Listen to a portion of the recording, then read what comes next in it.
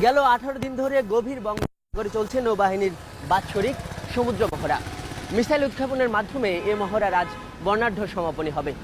এ মহড়া স্বচক্ষে প্রত্যক্ষ করতে ঢাকা থেকে নিয়ে আসা হয়েছে একদল সাংবাদিককে। আর সময় সংবাদও অভিযাত্রী হচ্ছে এই বর্ণাঢ্য আয়োজনের।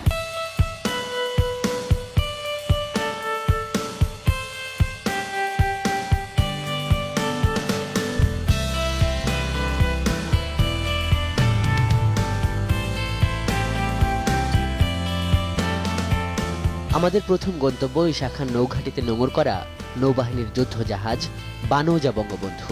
ওই নৌঘাটি থেকে গভীর সাগরে মহড়াস্থলে আমাদের নিয়ে যাওয়া হবে এই জাহাজে করেই। মহড়ায় জাহাজটির অংশগ্রহণ থাকবে, তবে নৌবাহিনীর সর্বাধুনিক জাহাজ হওয়ায় এবং অভিযানের কেন্দ্রে থাকায় গভীর সাগরে এই জাহাজটি থেকেই সবচেয়ে বেশি উপভোগ করা যাবে সামরিক মহড়া। এরই মধ্যে আমরা পৌঁছে গেছি বানৌজা বঙ্গবন্ধু বা বাংলাদেশ নেভি ওয়ারশিপ বঙ্গবন্ধুতে। আমাদের যাত্রা গভীর সমুদ্রে শুরু হবে সকাল 9:30টায়, কিন্তু তার আগে প্রধান অতিথি আসবেন, এখন শুধু তারই অপেক্ষা।